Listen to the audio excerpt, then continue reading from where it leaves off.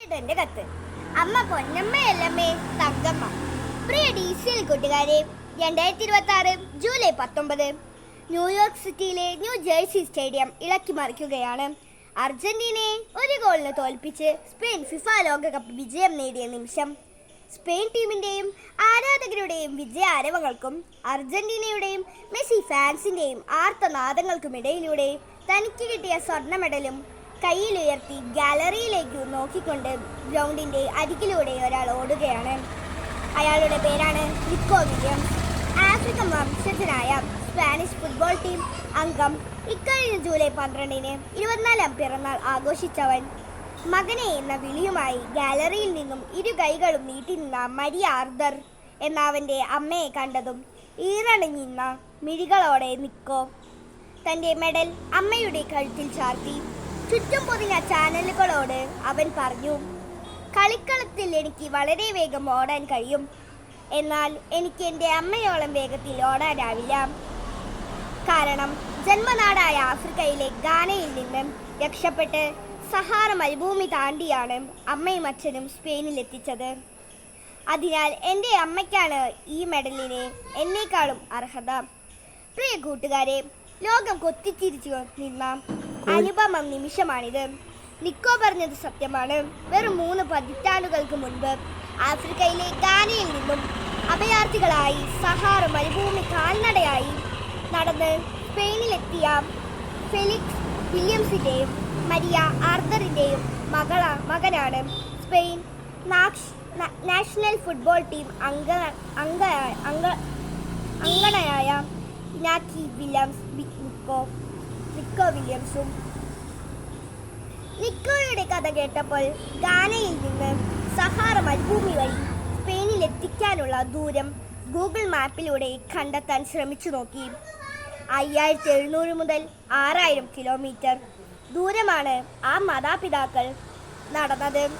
കാൽനടയായി നടന്നാൽ ഏകദേശം 130 മുതൽ 150 ദിവസങ്ങൾ നിർത്താതെ നടക്കണം ഈ ദൂരം പൂർത്തിയാവാൻ.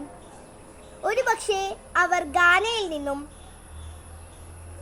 അൾജീരിയയിലൂടെ സഹാറ കടന്ന് ഒറാങ്ങിൽ നിന്ന് കപ്പൽ കയറി അലിഗാൻ തീരത്തിലിറങ്ങി അഗോസ്റ്റയിലൂടെ സ്പെയിനിലെത്തിയിട്ടുണ്ടാകാം. അല്ലെങ്കിൽ വെസ്റ്റ് സഹാറ വഴി നടന്ന് മൊറോക്കോ കടന്ന് ജിബ്രാൾട്ടർ കടലിലൂടെ സ്പെയിനിലെത്തിയിട്ടുണ്ടാകും. കൂട്ടുകാരെ, നിങ്ങളുടെ ഇന്നിലേക്ക് നിങ്ങളുടെ മാതാപിതാക്കൾ നടന്നു തീർന്ന ഇന്നലെകൾ എത്രയെന്ന് എത്ര പേർക്കറിയാം?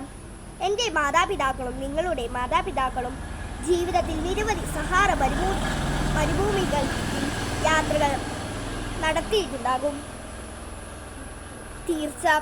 ആഫ്രിക്കയിലെ സഹാറ മരുഭൂമിയിൽ പകൽ പലപ്പോഴും 60 ഡിഗ്രിയാണ് ചൂട്. ചുട്ടുപൊള്ളുന്ന മണൽ പരമ്പിലൂടെ കൊടിയ വിശപ്പും ദാഹവും സഹിച്ച് എത്തിച്ചേരുന്ന കാനാൽ നാട്ടിൽ തേനും പാലും ഒഴുക്കണമെന്ന് ഓരോ കിതപ്പിലും പ്രാർത്ഥിച്ചു വിയർത്തൊഴിച്ച് നടന്നത് നിക്കോയുടെ മാതാപിതാക്കൾ മാത്രമല്ല, നമ്മുടെയും മാതാപിതാക്കളാണ്. കടബാധ്യതകളുടെയും രോഗങ്ങളുടെയും പരാജയ ഭീതികളുടെയും ജീവിത ഭാണ്ഡങ്ങളുടെയുമായി ജീവിതത്തിൻ്റെ സഹാറ താണ്ടുന്ന നമ്മുടെ മാതാപിതാക്കളുടെ ഈ ജീവിതയാത്രയിൽ സ്നേഹത്തിൻ്റെ തെനരുവികളും സത്യസന്ധതയുടെ മേഘങ്ങളും വിശ്വസ്തതയുടെ ദീപസ്പർശങ്ങളും മക്കളായ നമുക്ക് കഴിയണം. അവരുടെ അധ്വാനത്തിൻ്റെ അളവറിയണം. അവർ നമുക്കായി താണ്ടിയ സഹാറകളുടെ ദൂരമറിയണം.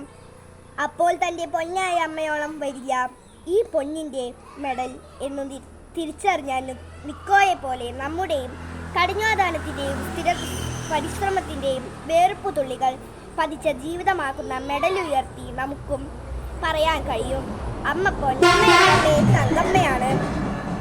തനി തങ്കം കൊണ്ടെൻ്റെ ഹൃദയത്തിൽ പ്രതിഷ്ഠിച്ച തൻ്റെ തങ്കമ്മ. സ്നേഹാംശങ്ങളോടെ സ്വന്തം കൊച്ചേട്ടൻ.